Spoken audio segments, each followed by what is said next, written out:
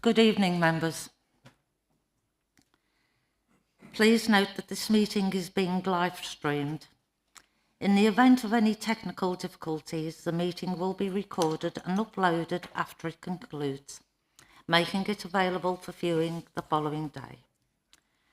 Please switch your mobile phones to silent. Welcome to this meeting of the Overview and Scrutiny Committee. I am Councillor Grace Watson. Can I ask members to introduce themselves, starting from my left? Councillor Carol Sage. Councillor Nick Harvey. Councillor David Thomas. Good evening, Councillor Sue Brooke. Good evening, Councillor Lorraine Bredding. Good evening, Councillor Diana Jones. Good evening, Chair, Councillor Lindsay McCarthy-Calvert. Good evening all, Councillor Matt Cortez. Good evening, Councillor Kate Knott. Good evening all, Councillor Sharon Ainsley. Good evening, Councillor Alan Edwards.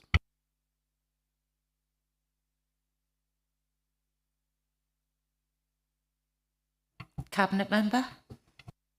Yeah, thank you, Chair. Good evening all. Councillor Rob Lillis, Cabinet Member for Health, Wellbeing and Housing. Thank you. Thank you. Also, we have our independent person, Jenny Beaumont. Jenny? Good evening, everyone. Thank you, Chair. Thank you all. The first item on the agenda is apologies. Members, we've received apologies from Councillor Wimbledon. Are there any other apologies? Also, our independent person, Dale Phillipson, has also sent his apologies. Thank you. Councillor Cortez? Thank you, Chair. Councillor Bowker sends his apologies as well. Thank you.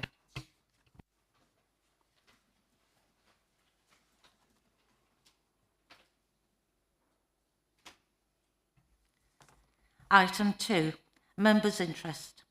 Are there any interests to declare, members? No interest? Through you, Chair, if I can just for transparency advise that Councillor Kate Knott is a representative on the Housing Improvement Programme Board, which is the update we have at item number 4 this evening. It's not a conflict of interest or any other interest that's declarable, but just for transparency. Thank you. Item 3, minutes. Are the minutes of the meeting held the 7th of January 2026 agreed? Agreed.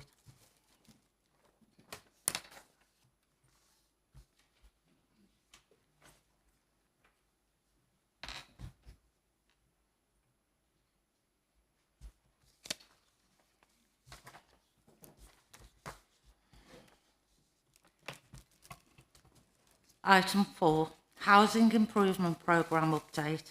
Councillor Lillis, will you please introduce your report? Yeah, thank you, Chair. And please forgive my croaky voice or any coughing this evening. I hope that my voice holds out tonight. So, good evening, members. The report before you provides an update on the continued good work of the Housing Improvement Programme, hereafter HIP. The report highlights the progress that has been made since November 2025 against the regulator of housing's consumer standards and the critical work being progressed to achieve compliance with the Big Six compliance issues and damp and mould. The HIP Board continues to meet monthly to monitor and challenge delivery of the programme. The HIP Board last met on the 22nd of January of this year, and documents, as you would expect, are always shared with the regulator.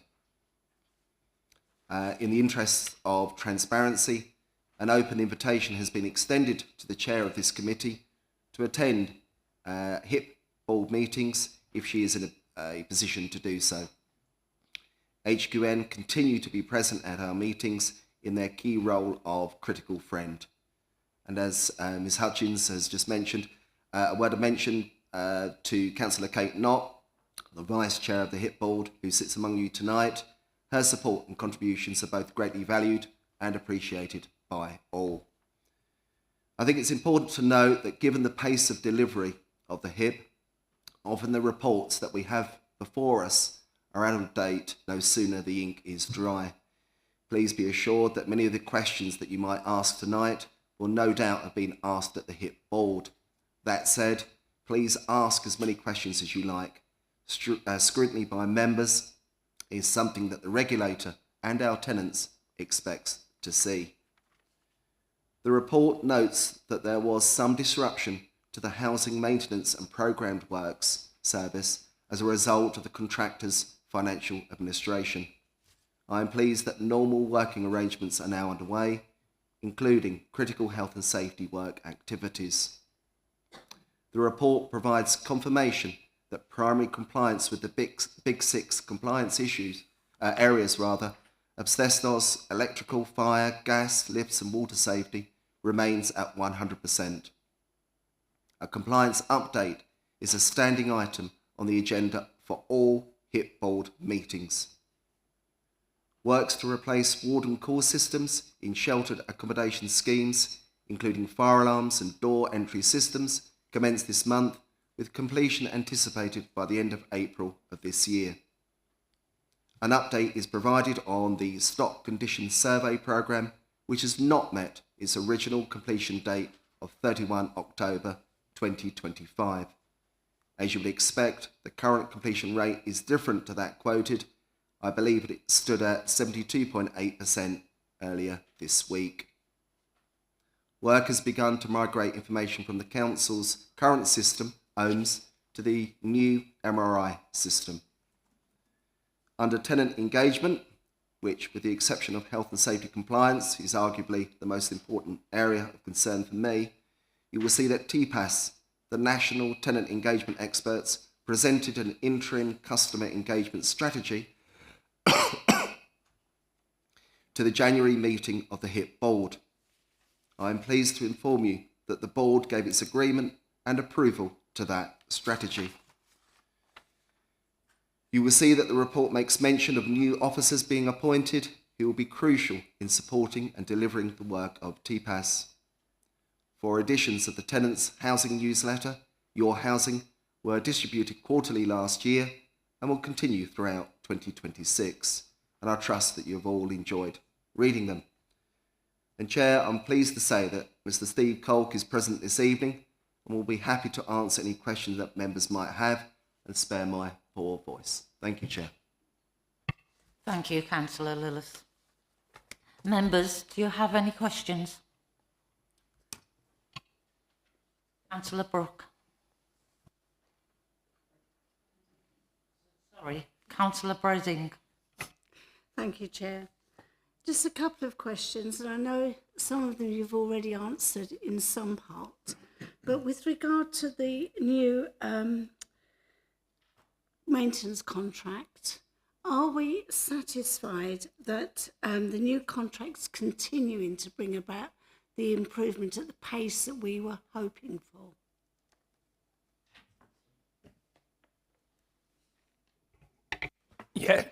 Yes, but I would always like more pace. I would always like to be delivering more for our residents.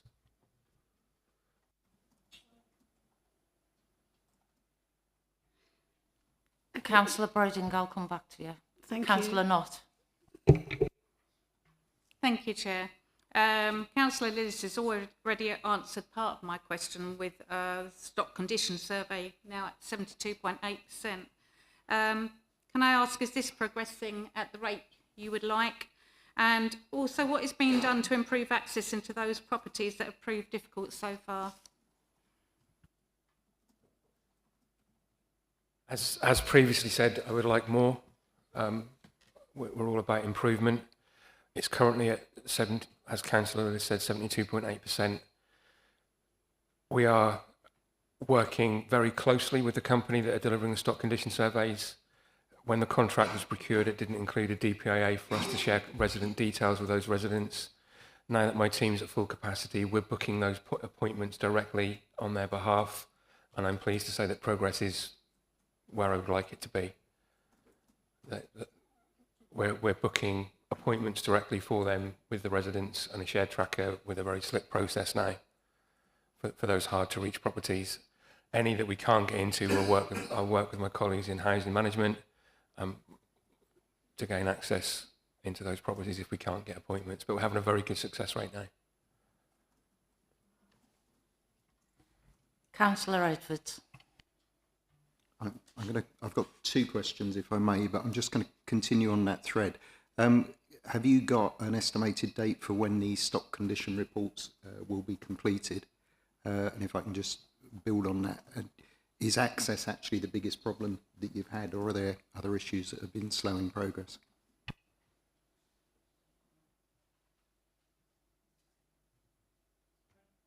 Access hasn't been the biggest issue. The biggest issue has been around getting appointments booked, because like I say at the beginning of this, there wasn't a DPIA and a data sharing agreement, or we could share residents' contact details. I wasn't here at the time of the procurement, but we've rectified that now. So in the second part of the question?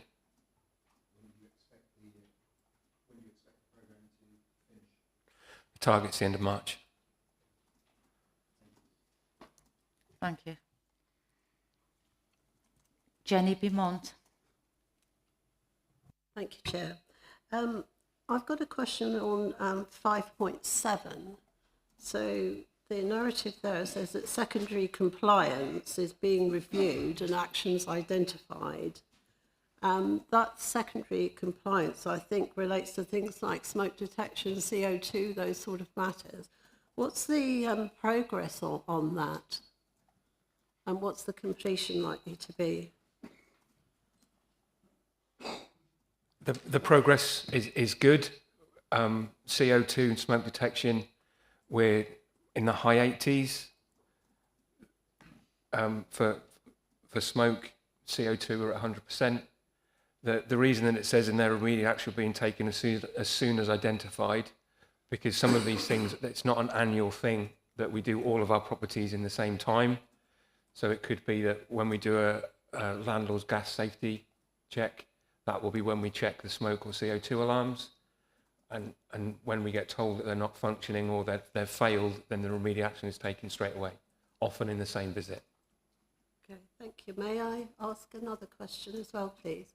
On the matter of the warden call-out system, I see that you are recording that as work having commenced January 26. Has that work actually commenced?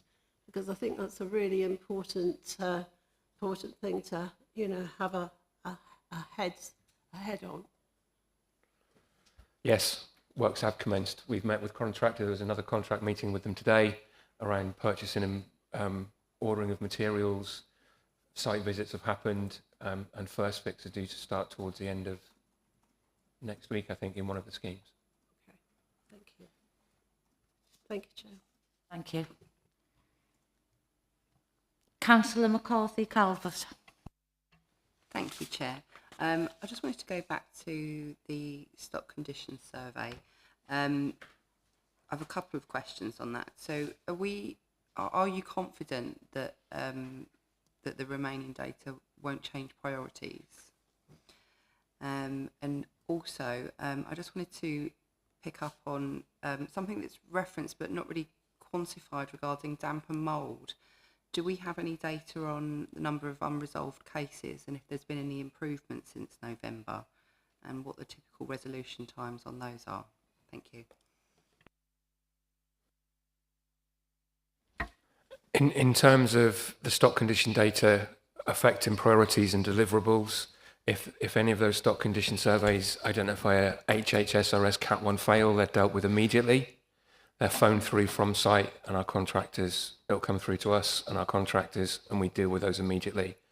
In terms of priorities to the programme and planned works, when we've put the HRA business plan together and our capital programme, it's based on known knowns, but there is a contingency in that allows the flexibility for us to deal with any of those remaining properties that do appear.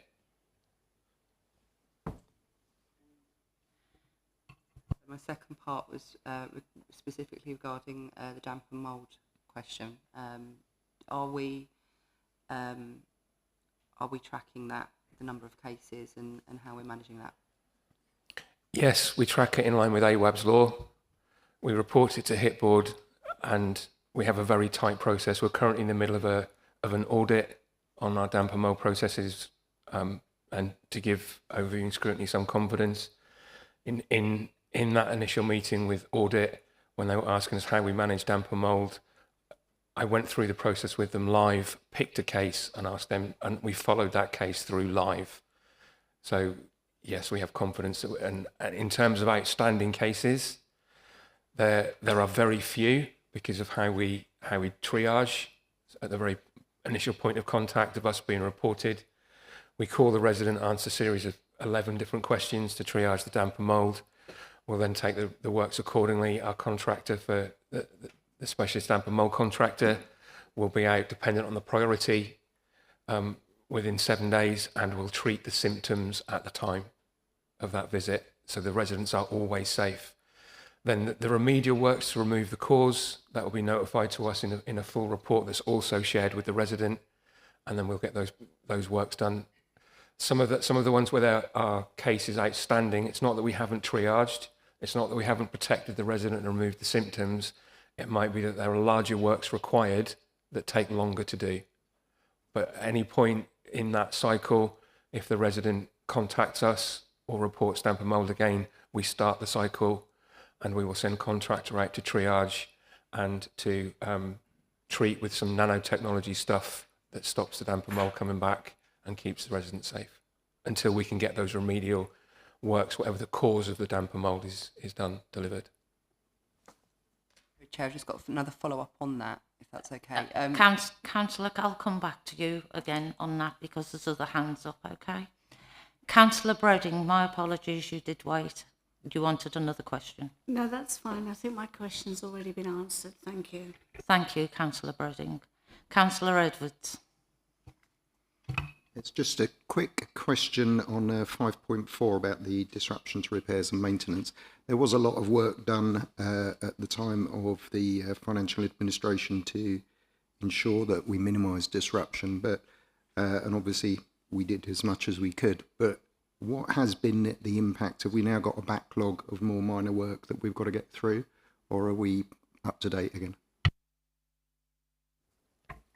We're up to date. KPIs, I ran KPIs with contractor mid-month in January. I haven't received the last week of the month, but there was a dip. That wasn't in emergency jobs. That was in the larger, more complex works, but that's now caught back up. Thank you, that's good news. Thank you. Councillor McCarthy-Calvert again, thank you. Sorry, just to come back to that, when damper mould cases are triaged, are repeat reports treated differently or logged in any way for problems that are recurring, essentially? Yes, yes and yes. Councillor Ainsley. Thank you, Chair. I want to talk about 5.12, which is the data cleansing. I've done a lot of migration work myself on systems at work. I'm just concerned, well not concerned, I'd just like to ask what controls are in place when we're cleansing data, and are we managing to maintain the integrity of the original data during the migration? In terms of controls and checks on the quality of the data, it's more, that data cleansing piece is more around removing historical data in terms of data that we legally can't store anymore because it's outside of statutory regulations that we can cleanse. In terms of the checks that are happening, we're removing the data from one system, doing data uploads into the new, and then quality assuring that line by line where we need to. And are we running a parallel system just in case of failure? Or are we just going straight into the new MRI?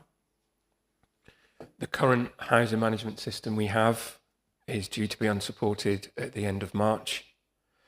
We are planning to have rents and all the the associated parts of us being able to collect rents live in MRI1 by the end of May.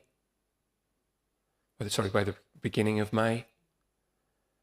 But we won't be running two systems at the same time because the system we currently use for that process is so old.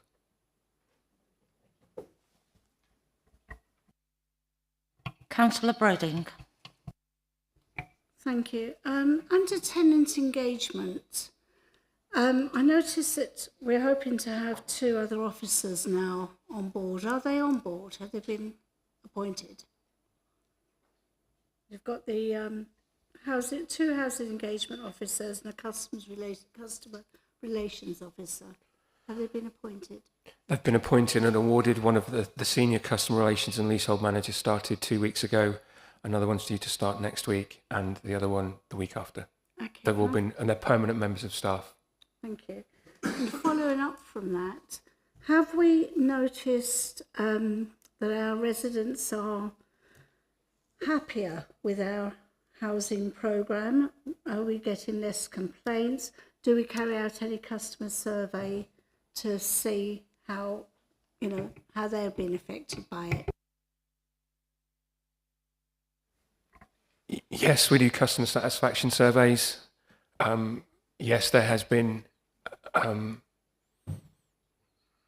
would say, at least a stabilisation, if not a reduction in the amount of complaints we have in housing, particularly when you compare that to the volume of repairs that we're completing. That percentage is, by an industry standard, quite low. I was at a recent event with Councillor Lillis and the leader of the council where 2 residents were there. And those 2 residents were housing residents that were talking around a contract. And they both said in front of the councillors, without any prompting from myself or anyone else, I'd never met them before, that they can see a difference.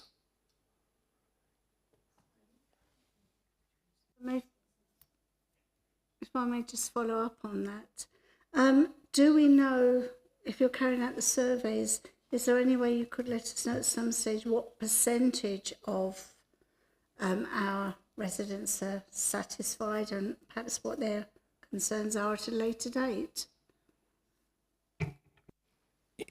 Yes, I can share the ones that the repair satisfaction figures. We've also had our TSMs back that we reported at HIP a while ago, and there's those TSMs from where they were the last time the council done them to where they are now across the board was a 6% increase.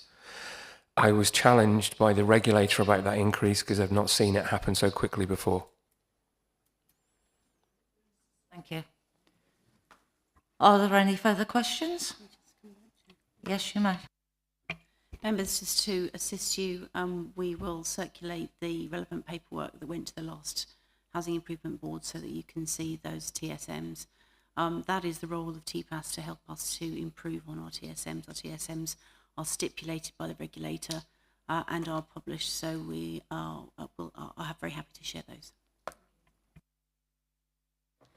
Members, are there any further questions? Councillor Jones. Thank you, Chair. Just going back to the issue of the data of the new MRI system, what assurance can you give us that the data that has been transferred has been done without any loss of data at all?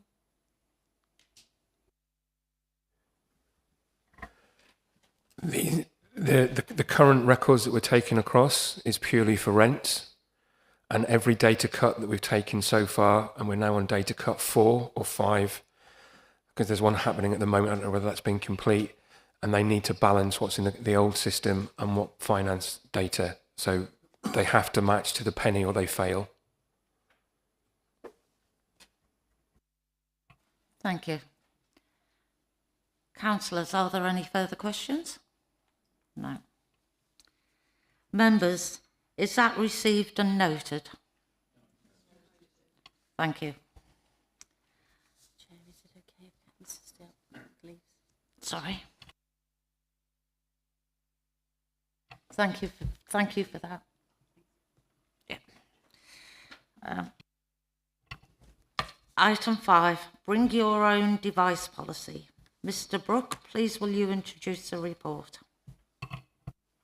Thank you, Chair. So this report presents the Council's new Bring Your Own Device policy to the Overview and Scrutiny Committee for review and comment prior to its consideration and adoption by Cabinet. For a number of years, the Council has permitted limited use of personal devices for Council business where appropriate security controls have been put in place. The policy formalises that practice and provides a clear, consistent framework setting out the circumstances under which employees and councillors may use their own device for council-related activity. The policy, as you might expect, places a strong emphasis on safeguarding the security and integrity of council's data and IT systems. Key measures include the mandatory use of mobile device management software, defined security standards such as encryption and password controls, restrictions on supported devices and operating systems, and clear requirements for reporting and responding to security incidents. At the same time, the policy recognises and seeks to respect the privacy of personal information held on individual devices, making a clear distinction between council data and personal data. I think it's important for committee to note that the use of non-council devices remains fairly limited in practice, particularly as staff and councillors are already provided with modern mobile council equipment. The committee is therefore invited to review the policy and provide any comments or observations for Cabinet to consider prior to its adoption. I'm happy to take any questions on the policy, and I'm pleased to be accompanied tonight by my colleague Mike Greenwood, who is our IT manager, to whom I may refer you, especially if any of the questions are of a technical nature. Thank you. Do members have any questions?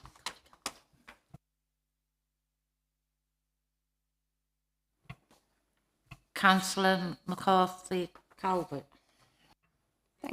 Thank you, Chair. I just wanted to, I've got a question on the freedom of information governance. The policy is clear that FOI obligations apply even when council business is conducted on personal devices. I'd just like to see some reassurance about how that works in practice, particularly retrieval of information from, say, like messaging apps or personal emails, and whether councillors using their own devices will receive any specific guidance or training to avoid inadvertent breaches. Yeah, thank you for that question. So you're absolutely right. The legal implications of the report does point to the fact that any council-related data which is held on a personal device is still discoverable under the Freedom of Information Act or other similar regulations. I think in terms of some specific guidance, I think that's something that we'll take away, and we'll get the legal team to advise on that and give a short briefing note to just let you know the implications there. Thank you. Councillor McCarthy Calvert, I think it's also helpful to have reference to the Council's acceptable use policy, which governs everybody using council systems, which of course includes our network, even if you're not using our own devices. And there is information around there. You're right, training was originally provided. We can ask for that to be refreshed. But there is a policy as well, which is on the council's website, which will reflect the access to information that's on anybody's items.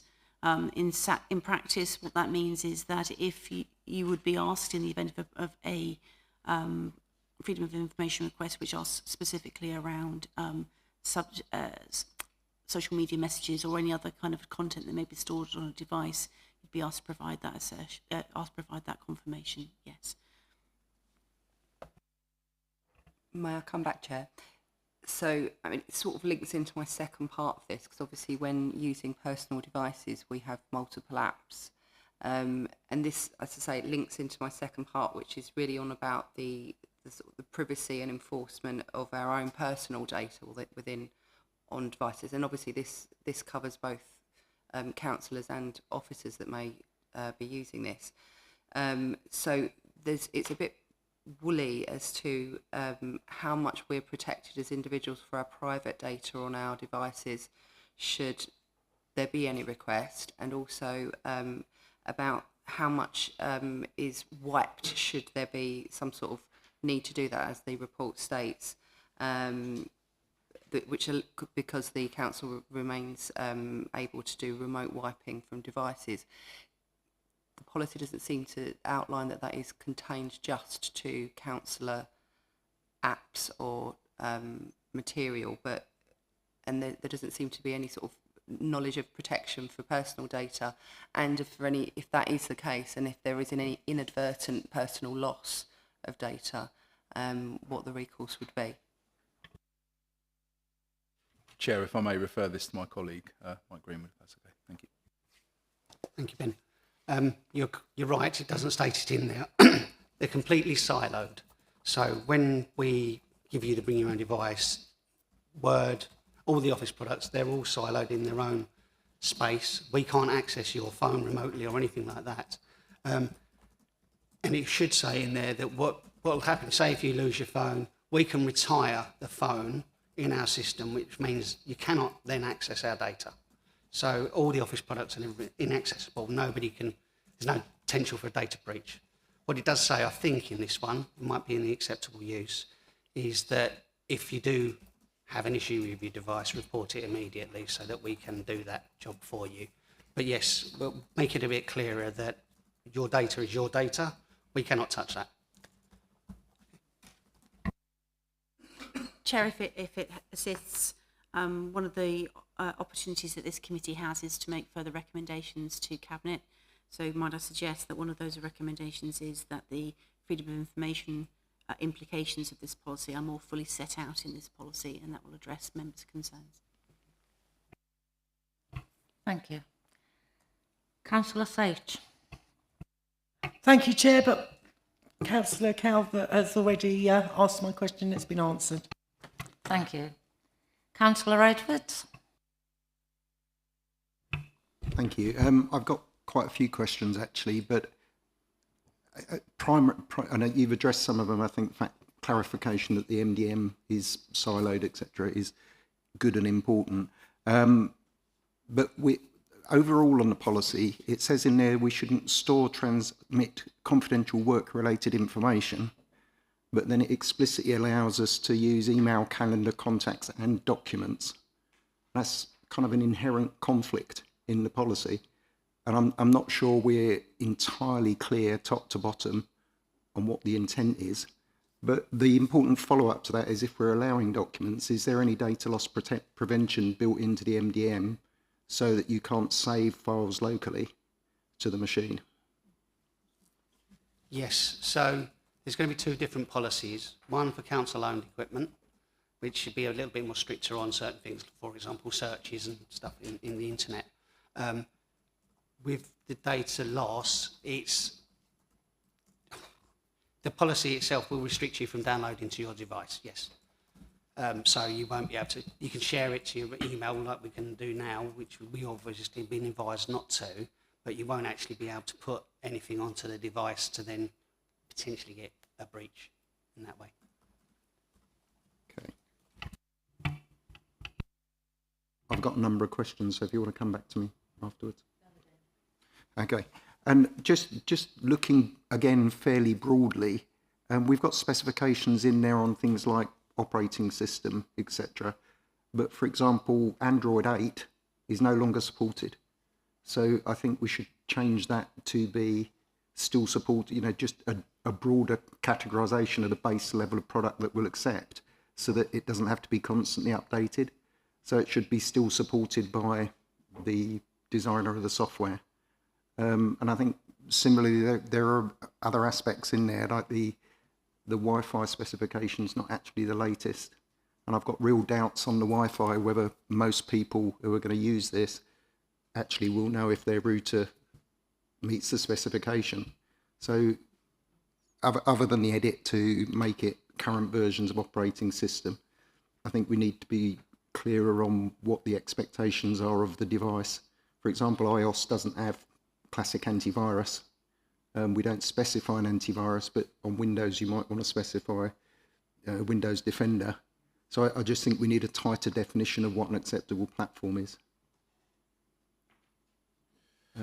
Chair, thank you. I mean, I think in terms of the suggestion there around, maybe just making it a more general, still supported version of the operating system, I think that's helpful because it just keeps the policy in date. I think in terms of some of the other specifics that you have mentioned, I think we'd like to take that away and work on that just to make sure that that is acceptable. And if it's okay, perhaps we can talk about that outside of the committee as well. Actually, if you'd like to have a further review and give some advice on that, would be most welcome. Thank you. Thank you. Councillor Cortez. Thank you, Chair. Under the acceptable use section, it says when on a break from work, it's acceptable to use council or personal devices to access the internet for personal use. It also then says it excludes specifically gambling sites. So am I to think if I've got my calendar on my personal phone, I can't have the lottery app, for example?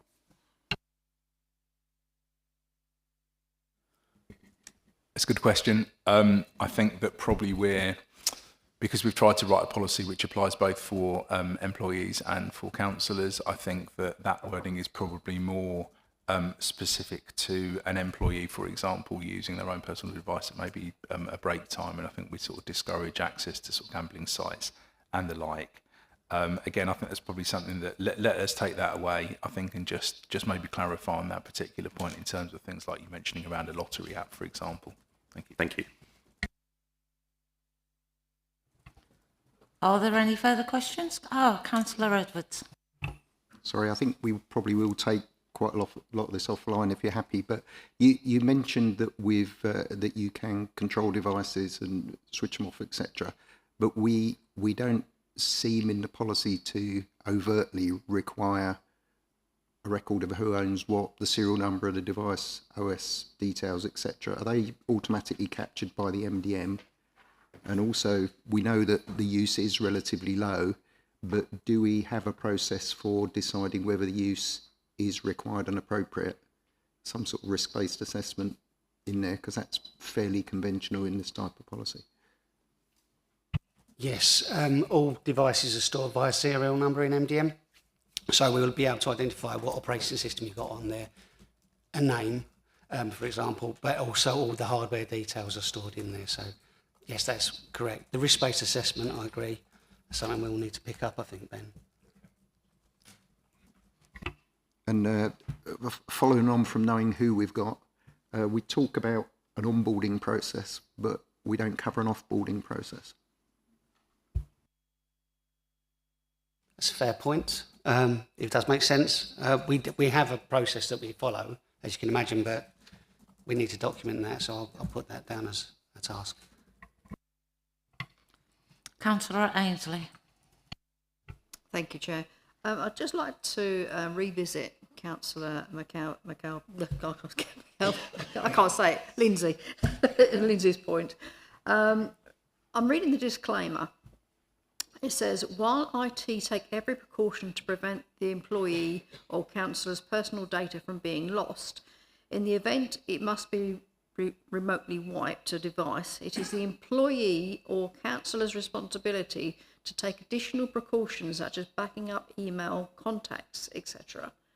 So that's placing emphasis on us to ensure that we've got that backed up before you wipe our devices.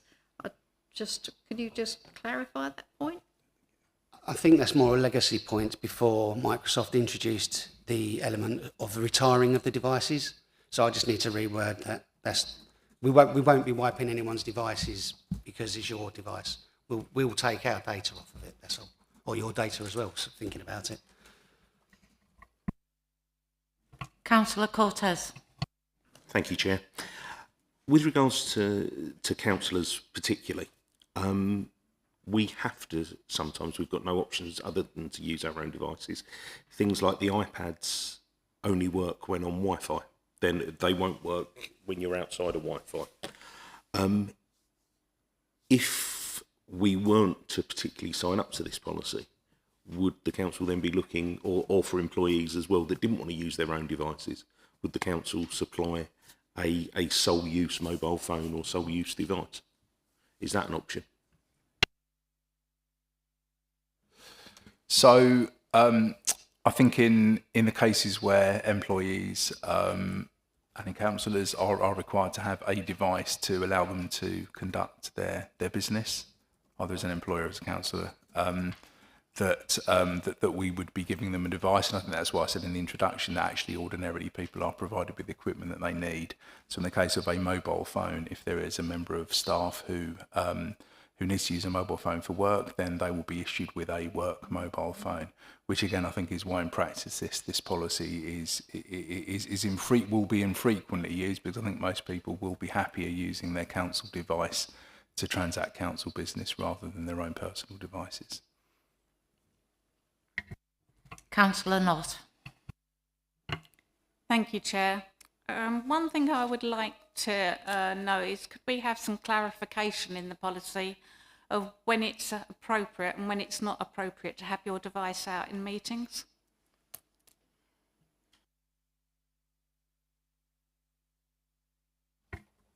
I'm not sure whether that would appear here, whether that would be in some sort of policy around just sort of general conduct at council meetings. I think rather than it being in a bring your own device policy as such, this is around certain circumstances when obviously you can use your own device. I think when and when not people should be using devices in council meetings, I don't think would probably fall under this particular policy, unless I've misunderstood your question. If I can go back, Chair. Yeah, I just feel that if it's bring your own device, then there should be some rules or guidelines around using that device.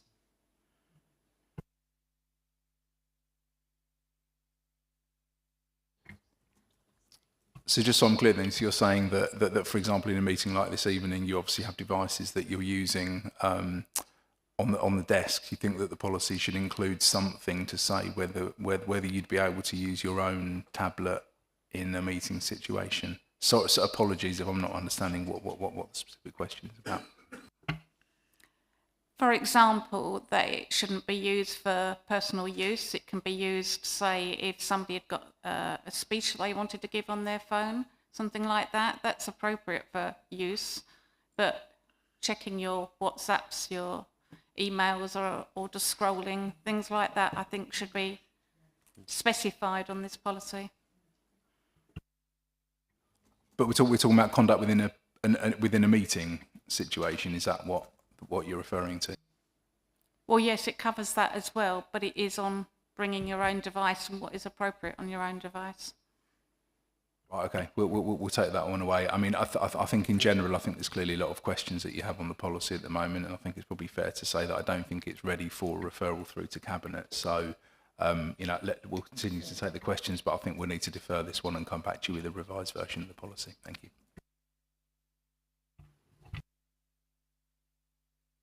Councillor Edwards.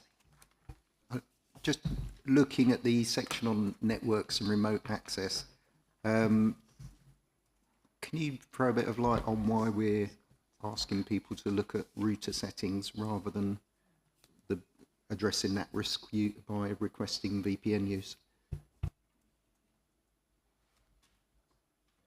Any level of security that we can improve should be considered. So if we send you guidance on how to change your router settings and passwords, that should certainly be considered, because that's another layer of security. So I would advise you, if you're using your own personal device without bringing your own device, to be changing those settings. So, I mean, it's just I suppose just a point to make, really, is it's sensible. Don't have your standard settings. I can't disagree, but then more directly, why doesn't the policy say to use VPN? Why doesn't it say to use VPN?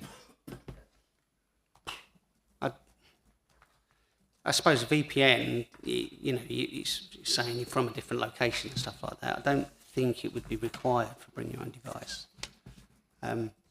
So it's not needed in this instance, because you should have all the other security. As you say, MDM's going to be managing it anyway. So, we're covered, we're protected already for location. So unless you request to log in from another location, say you're going on holiday to Jamaica, lucky you, but you request specific access from Jamaica, you won't be able to get in from anywhere else except for the UK. So I think that protects us enough without the use of a VPN. Thank you. It's clear. Councillor Ainsley. I will go first, but I know that our... yes, I just want to return to the point that Councillor Knott made about personal devices in meetings.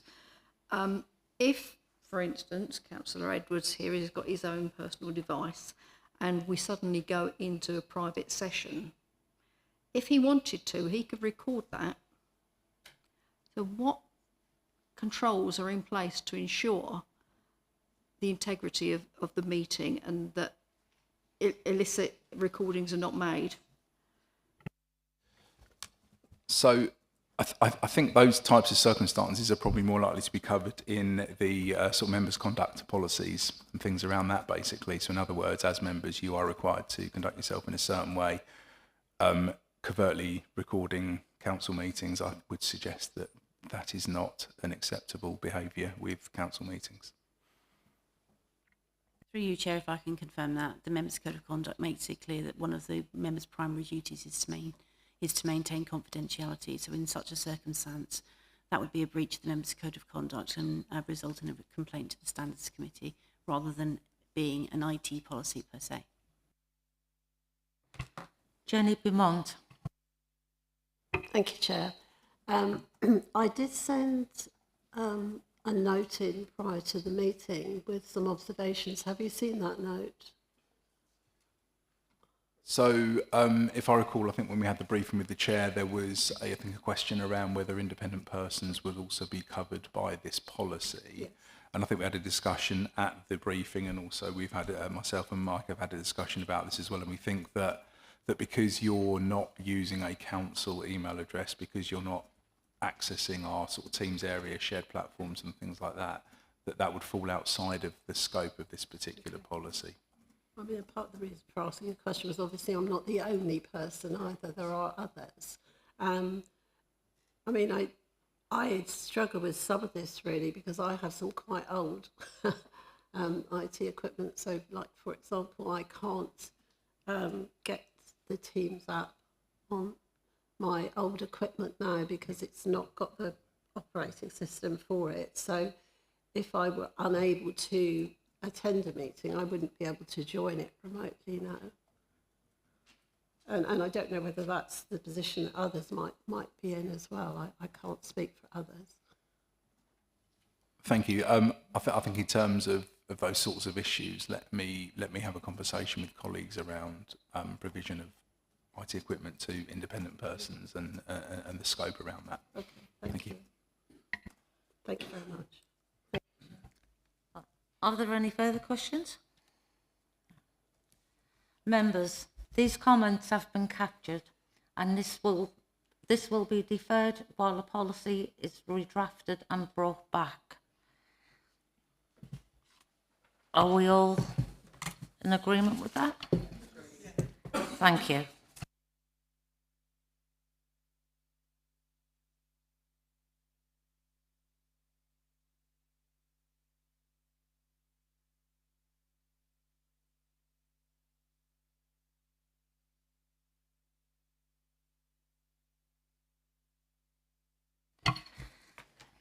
Item 6, houses in multiple occupation. Ms Parker East, will you please introduce the report? Good evening, members. The purpose of the report in front of you is to provide additional information to the committee regarding shared accommodation, legally known as houses in multiple occupation, across the borough, and to propose to the committee recommendations which the committee can consider making to the Cabinet. As set out in previous reports to the committee, the available evidence shows that there is a very small number of shared accommodation in the borough, and no evidence that there are systemic problems related to this accommodation. This is not to say that there have not been complaints or that the lived experiences of neighbours to shared accommodation is invalidated. The Council recognises that the issue of shared accommodation must be taken seriously because residents have very considerable concerns about the presence and potential increase of this type of accommodation as a result of problems faced elsewhere in the county and nationwide. Rather than reacting to national trends, we'd like to take the lead by reaffirming our commitment to excellence. We are leveraging our extensive regulatory powers to ensure the private rented sector remains safe, accountable and high quality. Our ongoing monitoring confirms that HMOs remain a minimal portion of the borough's housing. However, the council remains vigilant and responsive to resident concerns, proactively addressing potential issues before they can escalate. Shared accommodation can play an important role in local housing provision, but these homes must meet strict legal standards designed to protect residents' health, safety and well-being.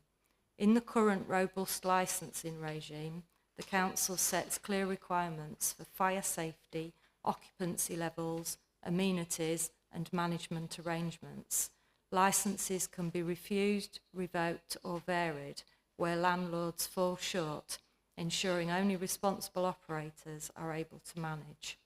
Environmental health officers actively intervene and enforce compliance to protect the well-being of all residents. Where serious risks are identified, the council has a duty to intervene and has a wide range of tools to do so. This is to ensure that this shared accommodation meets the highest safety and management standards.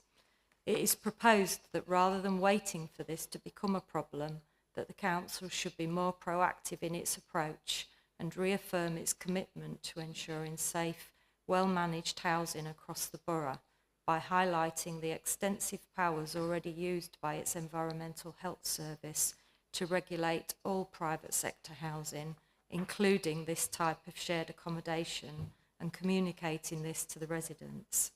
This report highlights the council's robust oversight of houses in multiple occupation and outlines strategic recommendations for the committee to present to the Cabinet to further strengthen our local housing standards. To this end, it is proposed that the committee resolves to adopt the proposals set out in paragraph 6.5 of the report and to make any other recommendations that the committee sees fit. Thank you. Thank you. Do members have any questions? Councillor Broding. Yes, just one question really, and that is, I know you said in the report that there's been it's not been identified that any of the HMOs are in areas that have caused any specific community concerns. Did we have any discussion with the local police and things like that to verify that statement? Yes, that was brought to the committee on the 1st of October when my colleague Mr Geller was here and reported back about those conversations. Any further questions? Councillor Brooke. On 6.5, it says here, council to collect valuable evidence. I'd like to know how this evidence is going to be, collected. And are we just relying on neighbours to inform us of what's going on in the neighbourhood next door to them, that type of thing? Thank you. I'm sorry, I couldn't quite hear the question. Thank you, Councillor Brooke. So yes, the report references that there are points of data which the council collects, but these are imperfect in terms of providing an accurate prediction or reflection rather of the numbers of HMOs in the borough and whether those are any issues. What we understand and what we're reacting to is that actually it's the lived experience of individuals and our residents that is the most valuable evidence. And so by creating this proactive approach, which Mrs. Parker-Rees has set out to you, we will make it easier for residents to make a report. The idea being that there will be a dedicated page on our website which will set out how residents can make a report, provide information about shared accommodation, and that data will be reflected on a 6-monthly basis back to Cabinet and kept under review. And of course, it's a matter for this committee to decide if they would like to put it back on their work plan, for example, in a year's time. Thank you. Councillor Broding. Thank you. I'm going to follow up very quickly on the community police aspect. And that is, will some of the data that you're collecting then be regular reports from our community safety officers as to whether or not they've got any concerns? My understanding from the committee on the 1st of October was that they don't sort of collect data specifically around whether a property is a HMO or not. It's with regard to the individual that they collect data. But those come obviously with the local hub in the council offices, sort of very short distance away. Those conversations can be had with our liaison.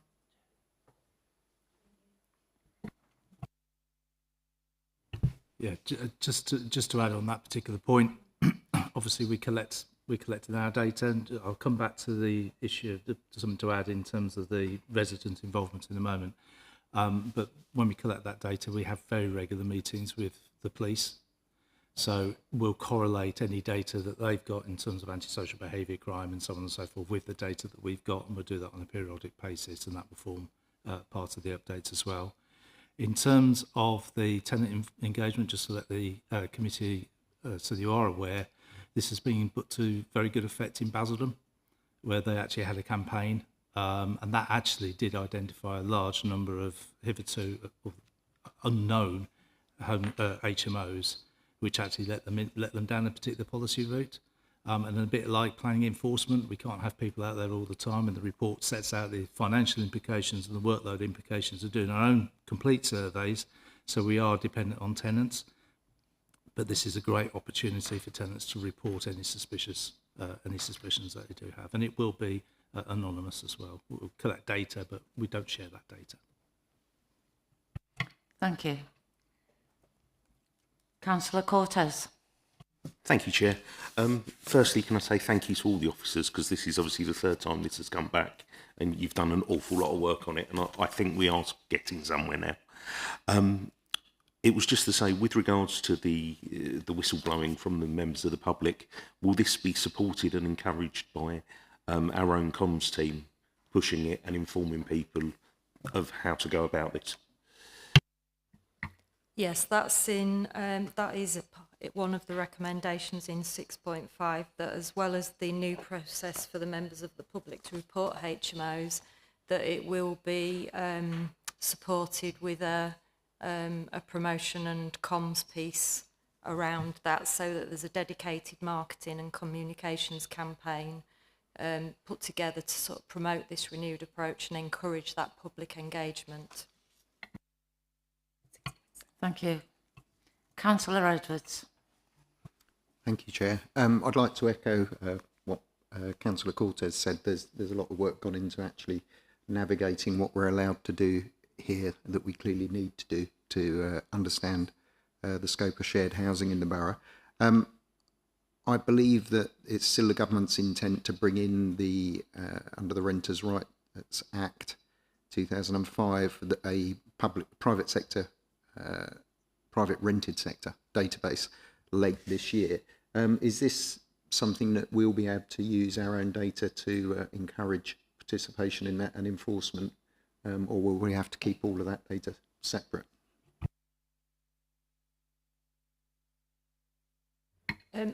Although there is, under that Renters' Rights Act and the landlords database, there will be a legal requirement for the landlords themselves to pay a fee and to register on that. Obviously, from an enforcement perspective, if we compare the data that we've got with the data that is on that database and it's found to be wanting, then obviously we would have that intelligence to be able to take enforcement action. Thank you. That's exactly what I'm sure we'd all like to see. Thank you. Councillor Ainsley. Yes, thank you. Firstly, I'd like to say that I'm glad that the council are going to be proactive on this. And obviously, HMOs are a lucrative business. I've done a little bit of research and in Essex, and it becomes apparent that HMOs or shared occupancy is becoming very popular in high density areas and areas of low deprivation. My concern is more with the tenants and their welfare and security. So I'd like some assurances that our policies will ensure that we have locks on bathroom doors and all tenants have locks on their individual accommodation, both inside and outside, to give them security. That's already in the amenity standards, so when an inspection is carried out or a tenant complains or whatever, that is all looked at as part of that. Councillor Jones. Thank you, Chair.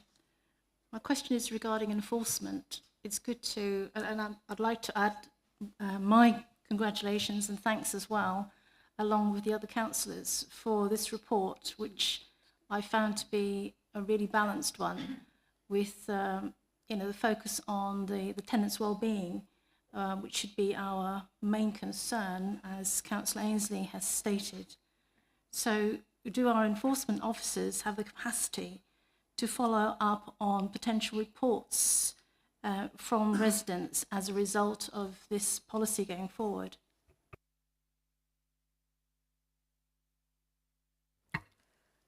That's quite difficult to answer, to be honest, because it does depend on the volume. We are currently in environmental health carrying a couple of vacancies. One is due to maternity leave, so that will be resolved in the not too distant future. And we are actively pursuing recruitment of the other vacant posts. So I am hopeful that it can be covered within the current capacity. Thank you. Are there any further questions? No?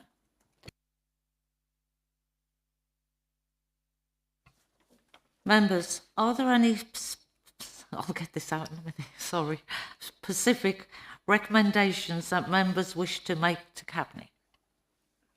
No? Oh, thank you. Members, I will move, sorry, don't need that. Yeah. Members, I will move recommendations set out of paragraph 3.1 of the report. Do I have a seconder, please? Councillor Cortez, thank you. Gladly seconded.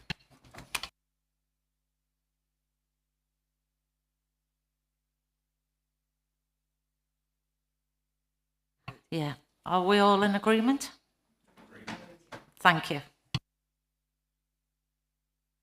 Item 7, update on the work of the Climate Policy and Scrutiny Subcommittee. Members, there is no update from the Climate Policy and Scrutiny Subcommittee. Item 8, the work plan.